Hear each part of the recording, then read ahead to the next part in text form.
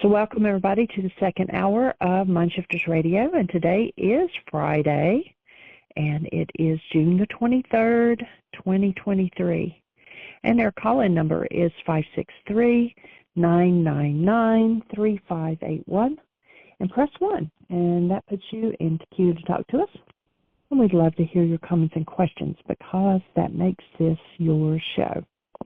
And I'm going to try once more to get my headset to work because it's challenging to hold the phone.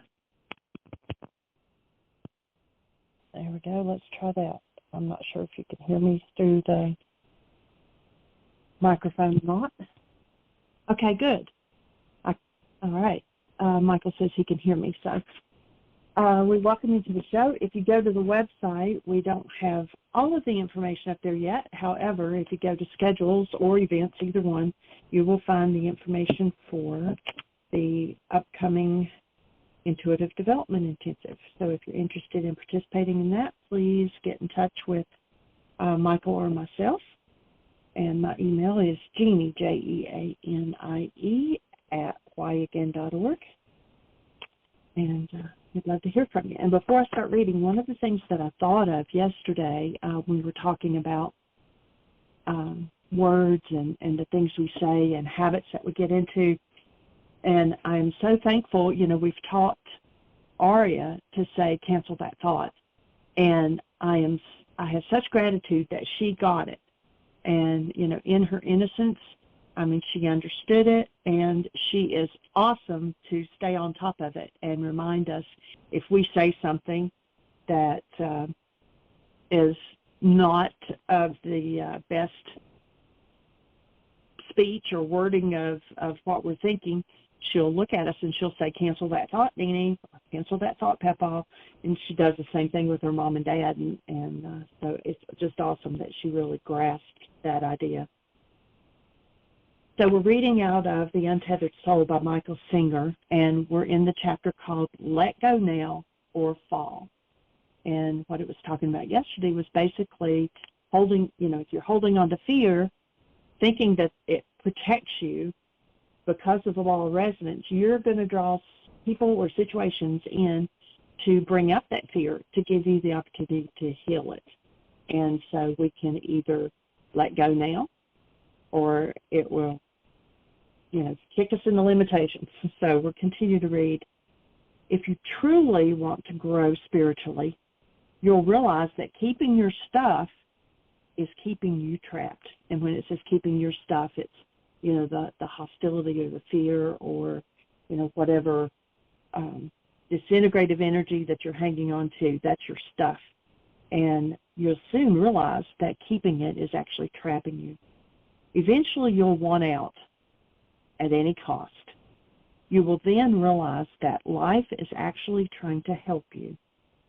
Life is surrounding you with people and situations that will stimulate growth. In other words, it'll trigger you. You don't have to decide who's right or wrong. You don't have to worry about other people's issues. You only have to be willing to open your heart in the face of anything and everything and permit the purification process to take place. When you do this, the first thing you'll see is that situations will unfold that hit your stuff. But in truth, that's exactly what has been happening your entire life. The only difference is now you see it as a good thing because it's an opportunity to let go. The stuff that holds you down periodically rears its head, and when it does, let it go. You simply permit the pain to come up into your heart and pass through. If you do that, it will pass. If you are sincerely seeking truth, you'll let go every time. And that he's talking there basically forgiveness. He's not calling it that, but that's what this is. This is the beginning and the end of the entire path. You surrender yourself to the process of emptying yourself. When you work with this, you start to learn the subtler laws of the process of letting go. There is a law that you will learn very early in the game because it's an unavoidable truth. You will learn it early, but you will fall many times while trying to adhere to it. The law is very straightforward. When your stuff gets hit, let go right then because it'll be harder later. It will be easier if you explore it or play with it, hoping to take the edge off. It won't be easier to think about it, talk about it, or try to release only part of it at a time. If you want to be free to the core of your being, you must let go right away because it will not be easier later. In order to live by this law, you have to understand its principles. First, you must be aware that there is something within you that needs to be released. You must then be aware that you, the one who notices the stuff coming up, are distinct from what you're experiencing. And that's what we talk about, being the actor apart from the action, to be the observer. You are noticing it. But who are you? This place of centered awareness is the seat of the witness, the seat of self, and that's with a capital S. That is the only seat from which you can let go. Let's say you notice that something in your heart gets hit. If you let go and stay in the seat of awareness, what you are noticing will pass. If you don't let go and instead get lost in the disturbed feelings and thoughts that arise, you'll see a sequence of events unfold so quickly you won't know what hit you. If you don't let go, you'll notice that the energy that got stimulated in your heart works like a magnet.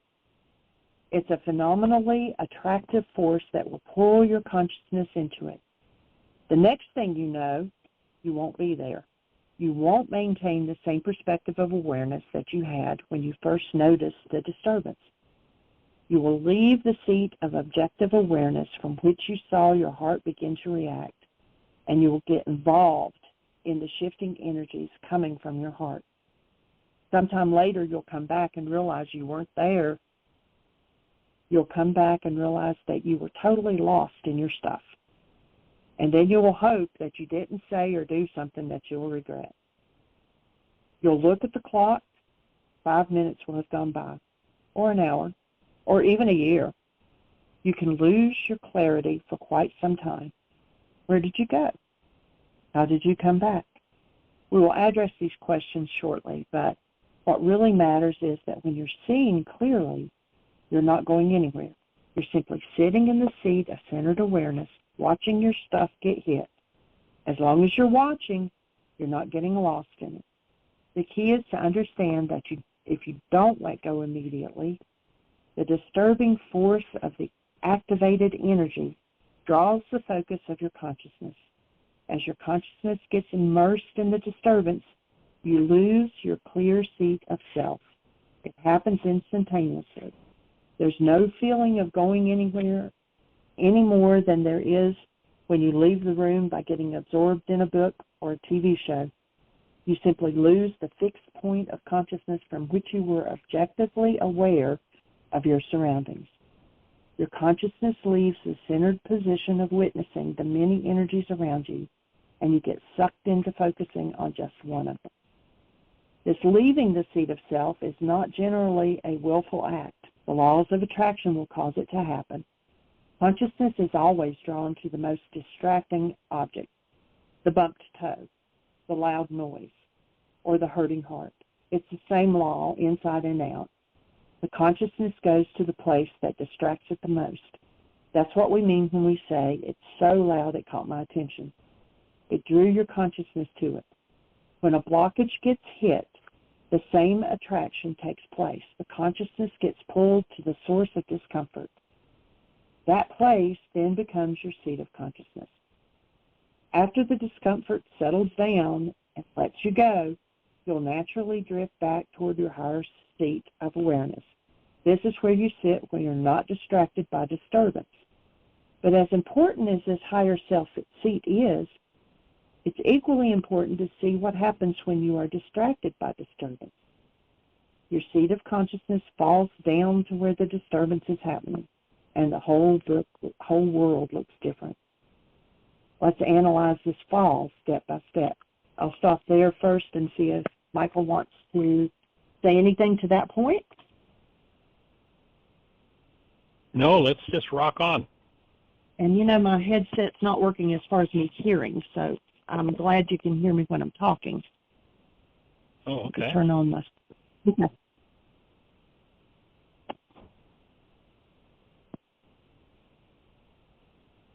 Michael, are you there? I am not hearing you. I'm here. I don't know if it's... So did you want to comment on what I read up to that point? No, I had said rock on. Oh, okay. All right. So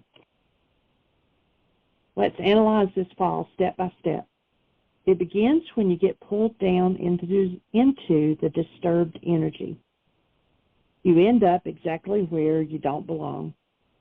The last place you want to put your consciousness is down there, but that's where it will get pulled. Now, as you look out through your disturbed energy, everything is distorted by the haze of your disturbance. Things that look beautiful now look ugly. Things you liked now look dark and depressing. But nothing has really changed. It's just that you're looking at life from the seat of disturbance. Each of these shifts in your perception should remind you to let go. The moment you start seeing that you don't like the people you used to like, the moment you start seeing that your life looks really different, the moment it all starts getting negative, let go. You should have let go before, but you didn't. The trouble is that it's more difficult now. You could have taken one breath and let go when it started. Now it takes some serious work to get your previous seat of consciousness back without going through the whole cycle. The cycle is the time that it takes from the moment you leave your seat of relative clarity until you come back. This period of time is determined by the depth of the energy blockage that caused the internal or the initial disturbance. Once activated, the blockage must run its course. If you don't let go, you get sucked in. You are no longer free, you are caught. Once you fall from your seat of relative clarity, you are under the mercy of the disturbed energy. If that blockage is stimulated by an ongoing situation, you must stay down there for a long time. If it happens to be just a passing event, the energy released by the blockage dissipates immediately, and then you'll find that you drift back up quickly. The main point is that it's not under your control. You lost it. This is the anatomy of falling.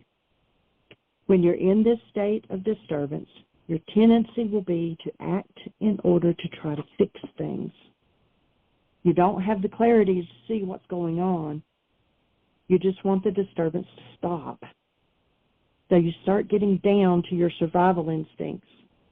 You may feel that you have to do something drastic. You may want to leave your husband or wife, or move, or quit a job.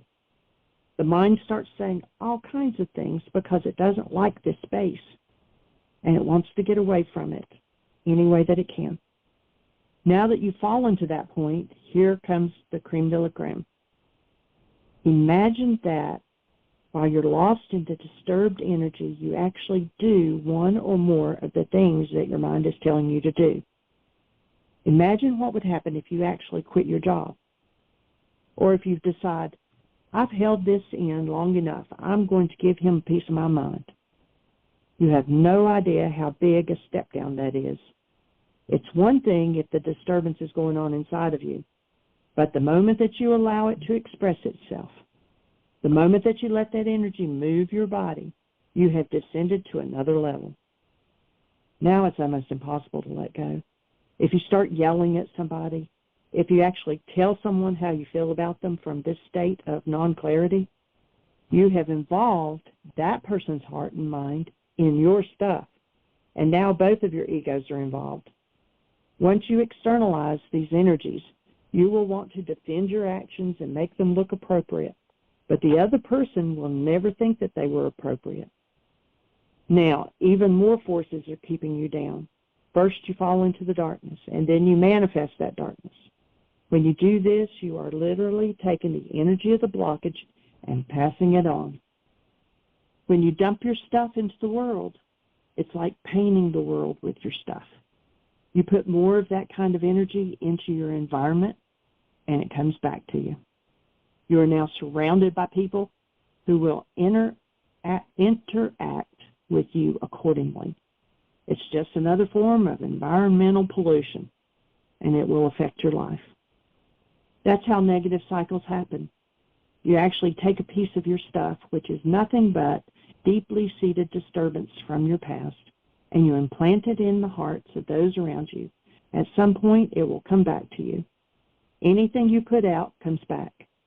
Imagine if you got upset and fully released your disturbed energies onto another person. This is how people ruin relationships and destroy their lives.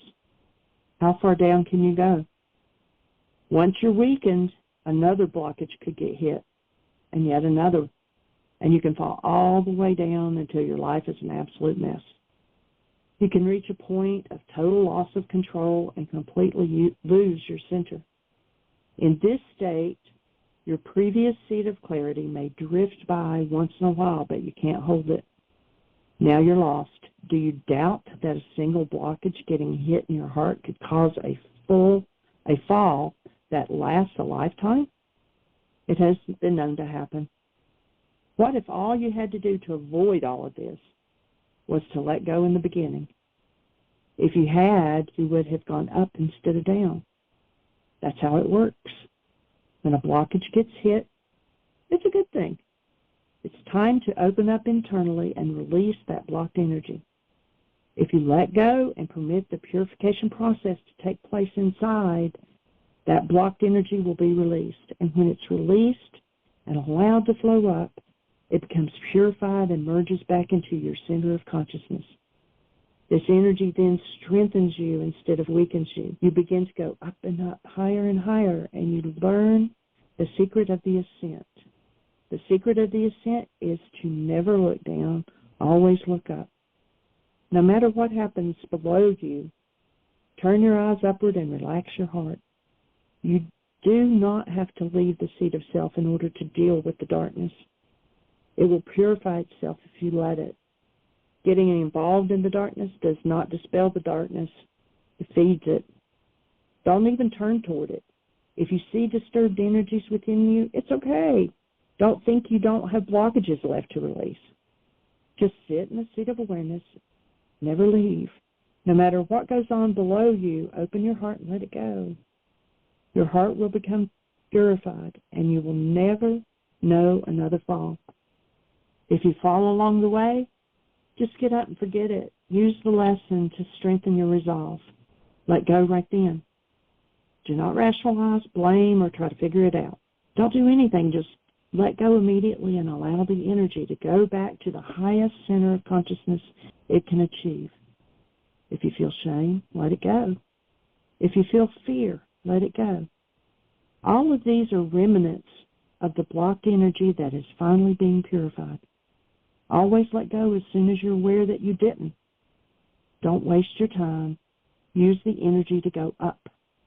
You are a great being who has been given a tremendous opportunity to explore beyond yourself. The whole process is very exciting, and you will have good times and bad times. All sorts of things will happen. That's the fun of the journey. So don't fall. Let go. No matter what it is, let it go. The bigger it is, the higher the reward of letting go, and the worse the fall if you don't. It's pretty black and white. You either let go or you don't. There really isn't anything in between. So let all of your blockages and disturbance become the fuel for the journey.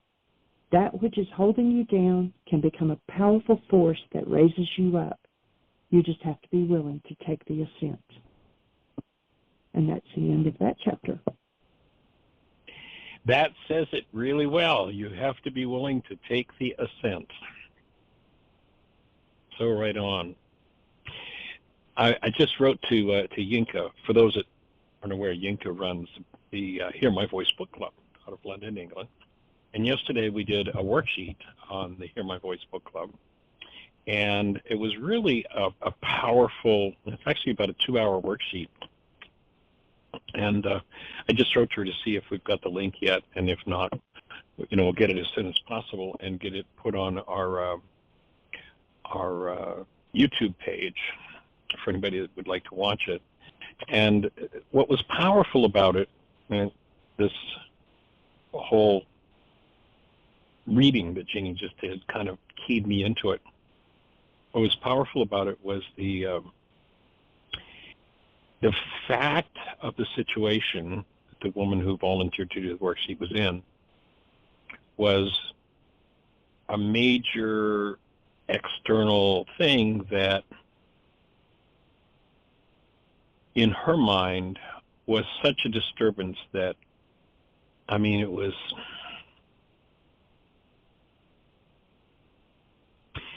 almost like, this is the end of my happiness because of this external thing that happened. And as we went through the worksheet, she confronted many things that just are reflected in what Michael wrote here. And there's a really powerful passage in A Course in Miracles that, for me, fits with this session that Jeanie just read from Michael Singer's book, The Untethered Soul.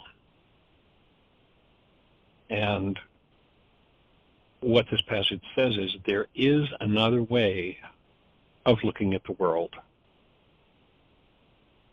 You've made many ideas that you've placed between yourself, and I'm going to edit this just slightly from the Course. You've made many ideas that you've placed between yourself and your experience of yourself as love. And these beliefs are the world as you perceive it. Truth is not absent here, but it is obscure. And how this all ties together for me and becomes, I think, an important lesson as each of us advances in the practice of forgiveness was there were a couple of very distinct points in the worksheet where, one, you could see this woman as she dropped down into her pain, as she allowed herself to really experience the trauma that was happening for her, the trauma that she thought was caused by something happening in her world, something outside of her, something external to her, a circumstance, a situation. And her thinking was that this was, it's like just tragic. And yet, on a couple of occasions, I mean, at one point she went into major healing crisis, which reflected in her face. I brought up to her the reflection that I saw, the shift that happened in her. And so there's a visual component to this particular worksheet, if you choose to watch it. And you could see the energy in her face changing and becoming traumatic. And then there came a point where she moved to a thought that for her was delightful. Now, nothing in the circumstance in the external world had changed. All she did was changed a thought. And literally she moved from this trauma-based face to just, beaming joy and aliveness and delight. Like extreme. And it reminded me of this passage from the Course. No matter what is happening in your world, if you were brought into the world, as most people are, you were brought into a culture with a family system, And by about the age of 4, you likely, as most all of us did, became carrying member of the One World Universal Church of Blaine. And that the reason there was disturbance in you was not your own thoughts, but rather a circumstance in the world.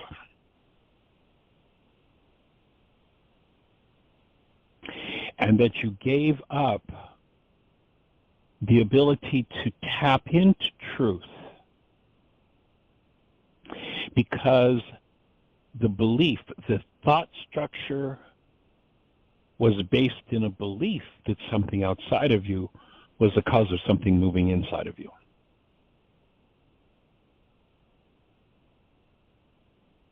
And remember that we call that denial. That's our definition of denial. Whenever I think or speak as though something outside of me is the cause of what's moving inside of me, I'm in denial. When I'm in denial,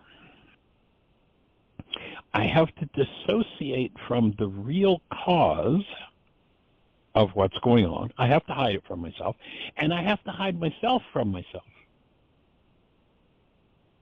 And so it seems as though in the lie of the mind, those thoughts, as this passage speaks of, again it says, you've made many ideas that you place between yourself and your experience of yourself as love.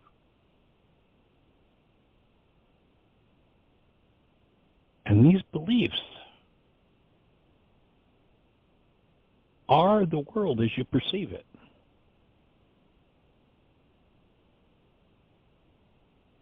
Truth is not absent here, but is only obscured. What has it been obscured by? It's been obscured by the lie that comes from this game of denial. Denial leading to dissociation. If I believe that a lie, that something outside of me is the cause of my pain, I can't be in touch with me as the presence of love in the presence of that thinking. I mean, the truth is still there. I'm still there. I could at any instant tap into the truth of who I am and beam as the presence of love throughout my whole physiology at any instant. But I've obscured the truth of who I am by these lies, by this fraud.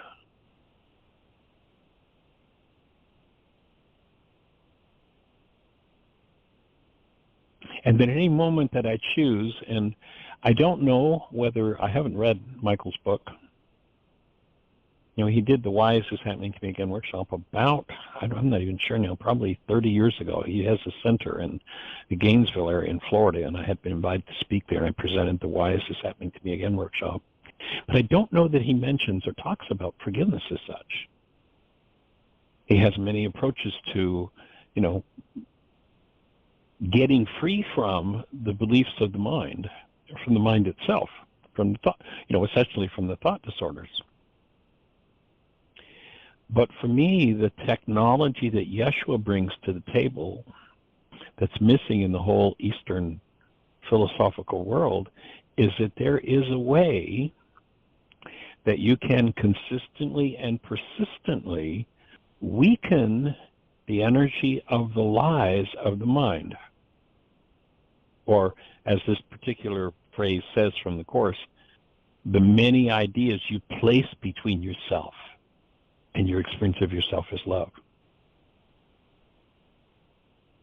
And those ideas, those thought disorders, tend to be generational. They tend to be forced on us by power persons when they're in trauma, not out of volition, but out of trauma that was passed on to them generation by generation by generation by generation.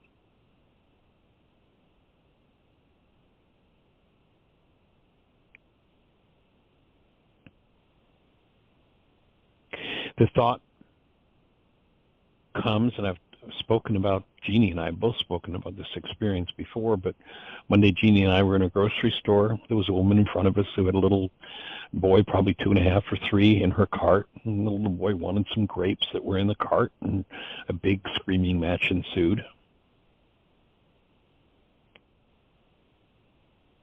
I went out to get the car. Jeanie was checking out, so I went out to get the car and pulled it up in front of the store.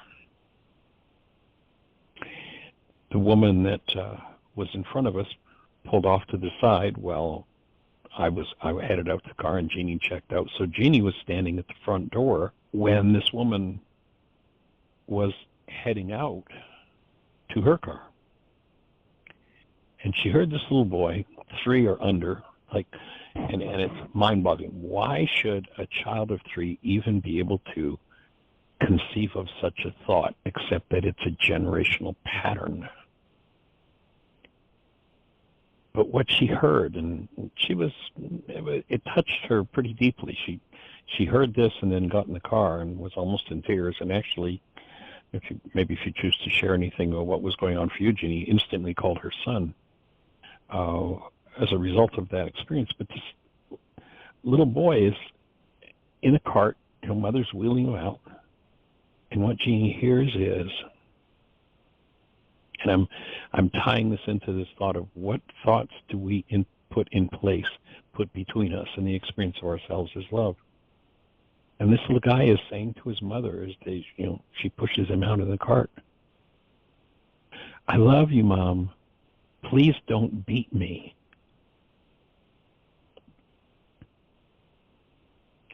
Now there's a thought disorder that is probably going to plague this boy at the age of 5, at the age of 7, at the age of 10, 15, 18, first love, female, woman, mom, power person, trauma. What kinds of things come between him as experiencing himself as the presence of love that he thinks he has to, tell somebody I love you in order to avoid being beaten?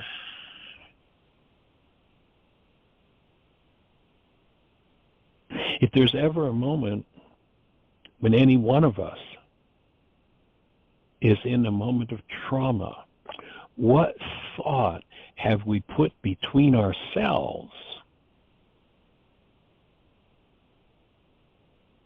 and the experience of ourselves as love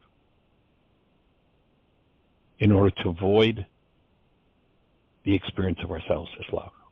What kind of mind energy is held in mind that the mind generates this whole reality, this whole structure called perception based in trauma that separates us from the truth of who we are? And to me, the last sentence in this particular passage is so important and such an inspiration. Because if you're lost in the trauma, the child who knows how many, I can only assume, it would be reasonable to assume, I think, that this child has been beaten by mom, that he would say, "I love you, please don't beat me," and will very likely be beaten again, and maybe again and again and again, and who knows? I mean, some of the stories I've heard would curl your hair about what mothers have done to sons or daughters, and fathers have done to sons or daughters or each other.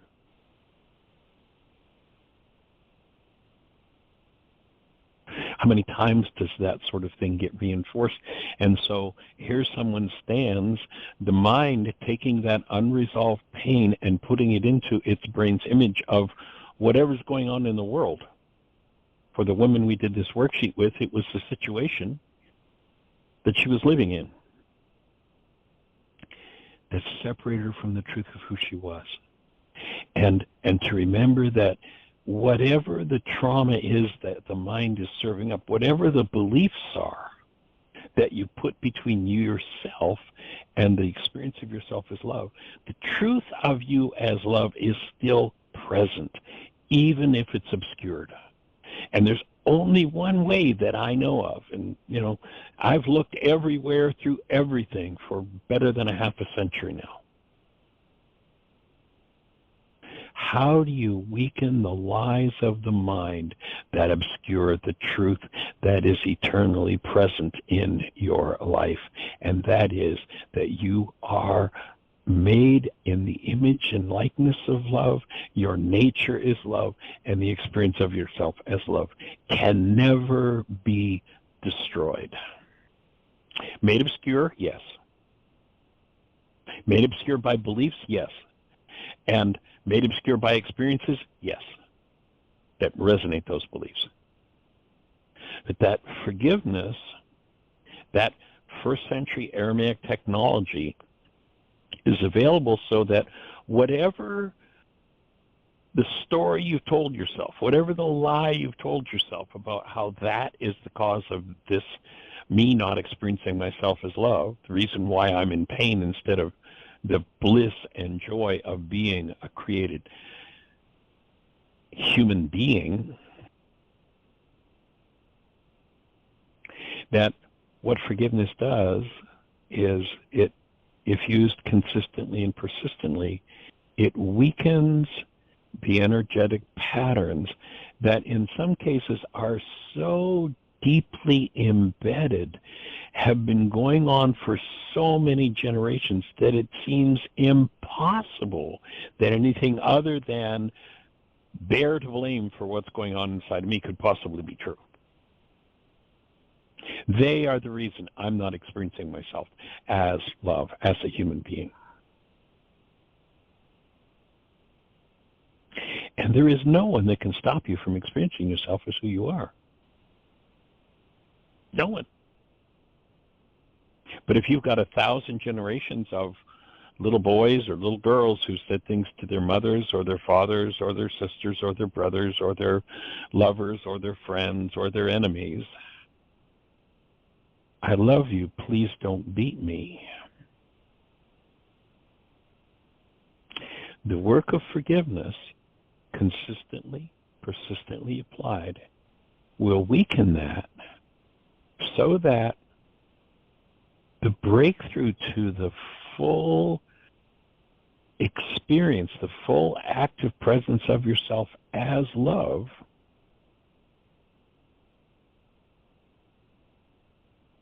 becomes more and more easily available. And when you have that monumental moment where that opening occurs and you experience yourself as that, everything else is a joke. Every pain, every trauma, everything the ego tries to offer is silliness. Now, in that moment, it's silliness. Not in the moment where you're stuck in the ego self, in those thought disorders that have been put between yourself and the truth of who you are.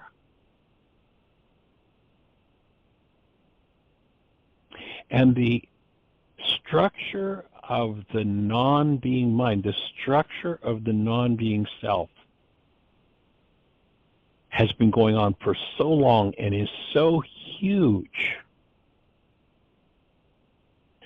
as to be an almost impossible task to achieve its experience. When Yeshua talked about it, he said, the way is narrow. Few are those who will find it. They talked about the way to perdition, the way to hostility, fear, blame. It's all somebody else's fault. The way to just living in that world. Man, that's a wide open gateway. The whole world's doing it. It is the state of the world. It is the one world religion, universal religion of blame.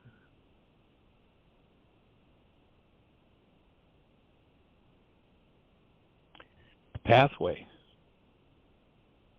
to so weakening those frequencies of the mind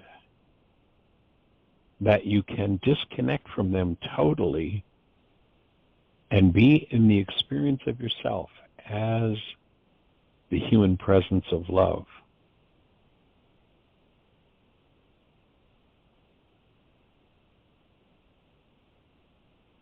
Is a gift that one tastes, at least initially, rarely in doing their work. Once you have that taste, It will always be there as a beacon. You'll never be able to so sincerely fool yourself again that what's going on for you is somebody else's fault. Oh, yes, your mind will come up and give you all those foolish ideas, and you'll fall into them. I fall into them. I'm not talking about anybody but myself here. It's all of us. We're all stuck in the same game. But those moments where you fully, completely experience yourself as the presence of love, and then move forward with that experience until it becomes your norm. You know, there's a statement in the scriptures that talks about, as I become less, he becomes more. And, you know, that's all been twisted to be about this man named Yeshua. But what's being spoken of there is as these false ideas that we placed between ourselves as love and the perceptual mind, as those false ideas become less, I'm able to step more and more into this experience of myself as my created essence love, and bring that back to my mind, and bring that back to my mind, and bring that back to my mind with full awareness and full knowledge. That's the work. And the progress is that the way that you can tell you're making progress is you'll have those moments where you taste that full-blown experience. And then the next time you get trapped in your mind and you're in the middle of your muddle, you'll be able to stop and take a breath. You may not be able to fully disconnect from the muddle that's going on, that needs to be processed through, that needs to be forgiven. But you'll be able to take a breath and remember what it was like, and remember the truth that you are the full-blown presence of love, and that's what you're designed to experience. And yes, there's still a mind structure in you, one that's 1,000 generations old, that says, no, come be with this trauma. Come be with this blame. We've got a thought to place between you as the presence of love. We've got a thought to place between you as that experience in the world. And here it is. They did it to you. It's their fault. You're not worthy. The 1,000 thought disorders that go, that Michael's so beautifully describing here.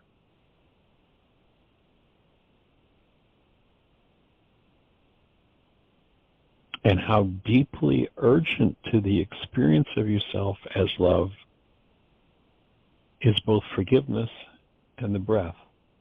Because as this passage from the Course says, truth is not absent here, just obscured. So the question becomes, are you interested in looking at the world another way? And if you get the chance to watch this video, we don't have it yet.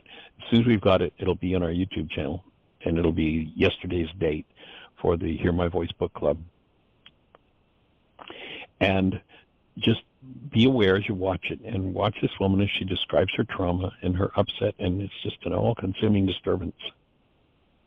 And then watch the moment where she taps into, she changes her thinking and goes from depressed and burdened and traumatized in her looks to where her countenance shifts to just full-blown light. The only thing that changed was a thought.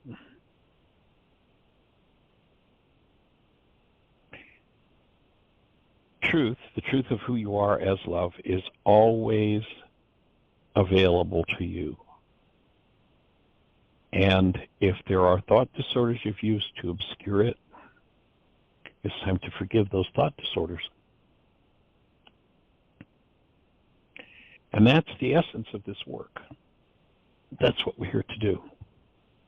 And the thought can be a thought about, I have a fear for, my mother, my father, someplace in the world, something.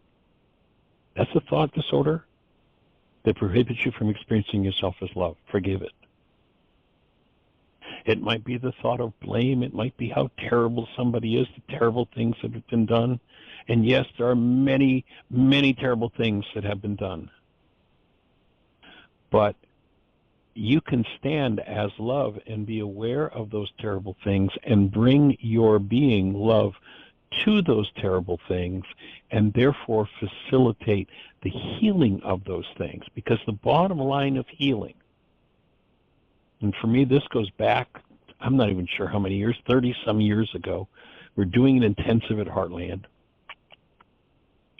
And I don't know, we had 40 or 50 people in the room. And one person was in a major trauma. And we did some significant work with that person, and all of a sudden, they just went to this, very much like happened yesterday in the worksheet I was describing. They just went to this place of total connectedness to love and bliss from really horrific trauma. I don't even remember at this moment what the trauma was about, but went from that trauma to just totally blissed and connected. And what I'm in the process at this point of learning, as I still am, but at that point, some fairly primitive learning about healing. And I watched this person make the shift, and there are 40, rather 50 other people in the room, and they're all still in the same state. And this person makes such a dramatic shift. It's like, what happened? Why did that happen? How come that happened to them, and everybody else didn't make the same shift? I'm trying to understand what's the bottom line of this healing process. And what I was shown is that in order for healing to occur, two things have to happen.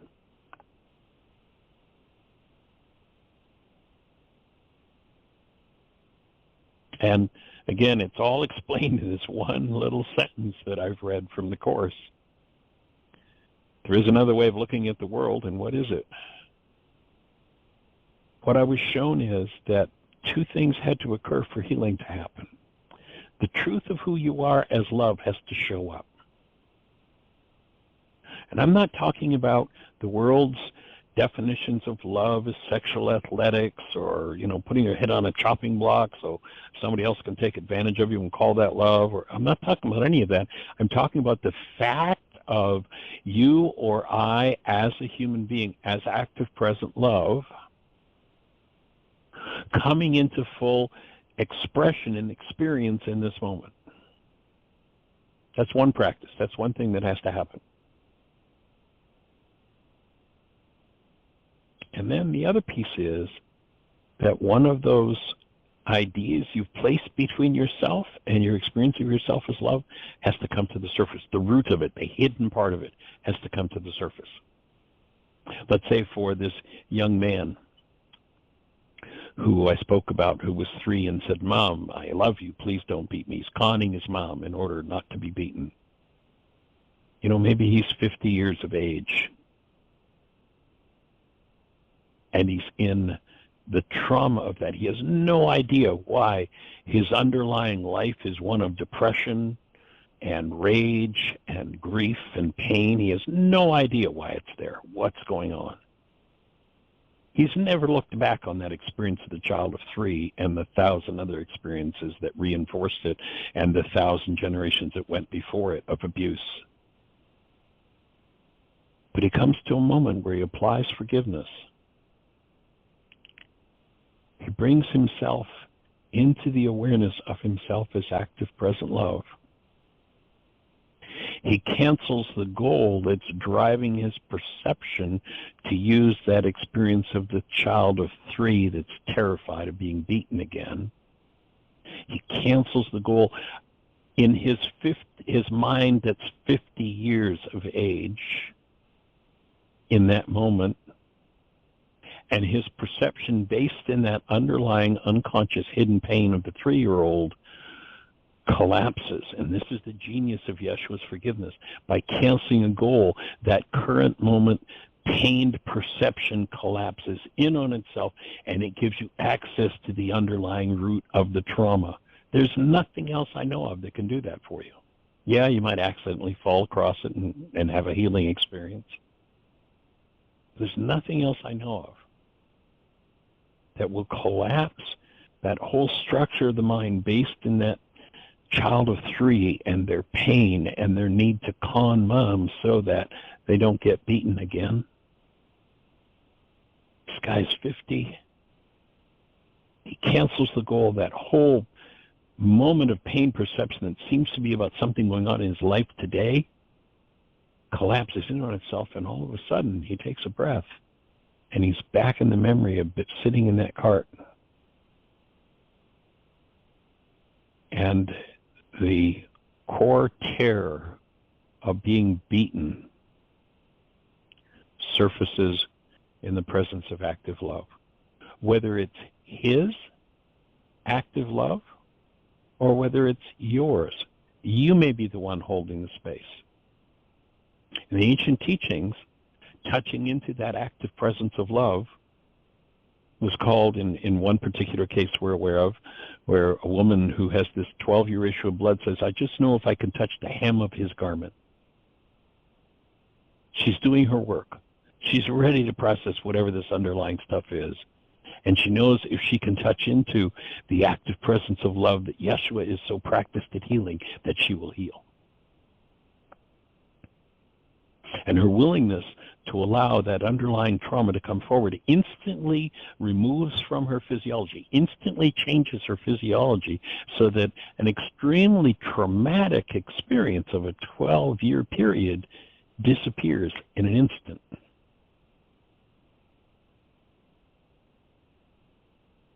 Why is that such a trauma? Well, of course, I'm not a woman, but I can imagine, I can only think I can imagine the inconvenience of that. But beyond that, here's a woman that is not even allowed, under the rule of the day, not even allowed to go into her own kitchen to prepare food for her family. So she's like, she's person non grata.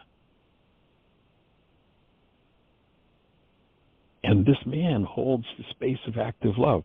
You could be that man who holds, or that woman that holds the space of active love, and someone touches the hem of your garment. And because they're ready to collapse their perception at the moment based in maybe a 10-generational trauma,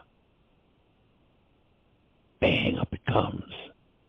And the presence of your love shines a light that transmutes that experience, and that person's freed of that idea that they placed between themselves as love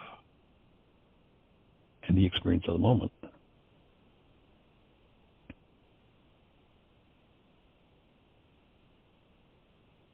There's skills to be acquired. There's a work to be done. I don't care what it is that you need to heal. Whatever your mind's telling you that's based in pain, and the cause of the pain is out there, your mind is a liar. It's telling you a lie. Total, complete fraud. It is telling you a lie. Perception is a lie meant to block you from experiencing yourself as love. Collapse that lie in the presence of active love, your own or someone else's.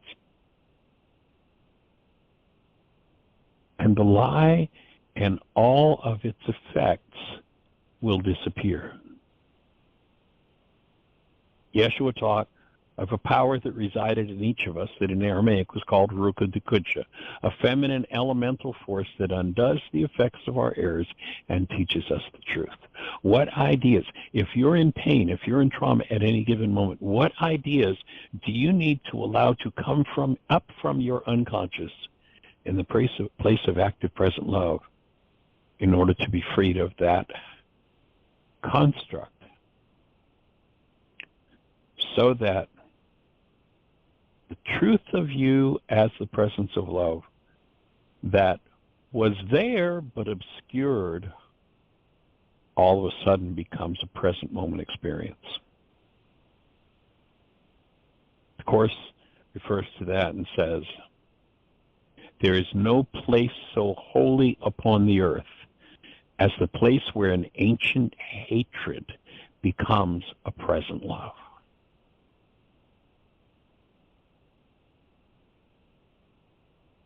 Do you suppose our little boy that had that experience at the door of that grocery store when he was 3 and now he's 50? Do you suppose all the expressions of that trauma that played out from his unconscious played out in his childhood experiences, in his dating experiences, in his marriage or marriages, in his job, in his spiritual? Do you suppose the moment where that ancient hatred is transformed by a present love is something that's just going to happen if he doesn't choose to do the work of developing the skills, that like someday it's just going to kind of accidentally out of the blue happen? Or do you suppose it's going to take a conscious, consistent, persistent effort?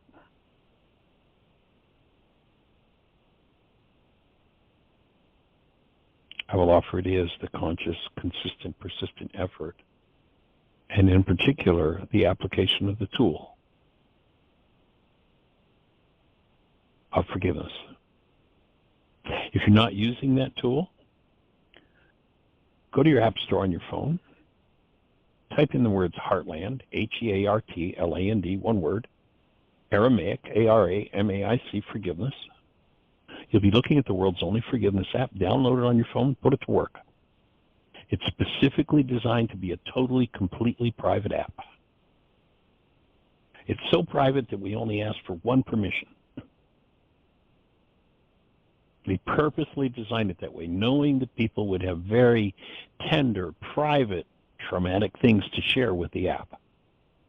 So we specifically designed it. You know, when the developer was doing the work on it, the question was asked, well, how you want to be able to access this? No. Because all you need are these permissions and you'll be able to look at that. No, we don't want that. We want this private. So one permission is asked and one permission is only in the app. It was specifically designed so it would be private for each person that uses it. And that permission is simply have to be able to use the internet in order for the app to work. Once you've done the forgiveness work with the app, it will ask one more permission if you choose to keep your worksheet, to print it. In order to print it, it's got to save it somewhere. So there'll be a question asked is, you know, permission to save it to your drive. But that will only be for you. That will only be to you. There are no other permissions. We're not interested in using your dialer or making phone calls or changing settings or sending texts or reading anything. We're interested in privacy. Go to your website, your app store, Heartland Aramaic Forgiveness, download the app and start to use it. And as you develop the brain cells, there will be questions, probably many questions. You know, I worked purposely, consciously on this worksheet for 30 plus years before I really came to understand it and can really fully explain it. So yes, there will probably be many questions. There's a spot in the app Jeanie put in there that anytime you have a question, the most subtle or the most, you know, the biggest question, just any page in the app, you can push a button and ask your question and send it to us. Jeanie will read it on the radio show. We'll answer it and send you back a link. Says, here's where the answer is to your question. So use the app, and or you can go to the website, whyagain.org. In the upper left-hand corner of the website, click Start Here. And that will walk you right through everything we know about it. And it will become, I won't say an easy thing, an easier thing to do, to move from looking at the world through the lens. You know, Paul's talked about we see as though through a glass darkly, to look through the mind perception darkly through the past traumas and fears, the generational patterns. that obscure the presence of yourself, the awareness of yourself as love. And the truth of who you are as love will show up more and more and more in your life, and that's our objective here. The single purpose of this work. And we're honored and delighted that you're here with us to share this space. I sincerely hope you have the best year yet of your eternal life. It's an awesome gift to give the world. The world is in desperate need of it. And you have the power to give it. Thanks for joining us.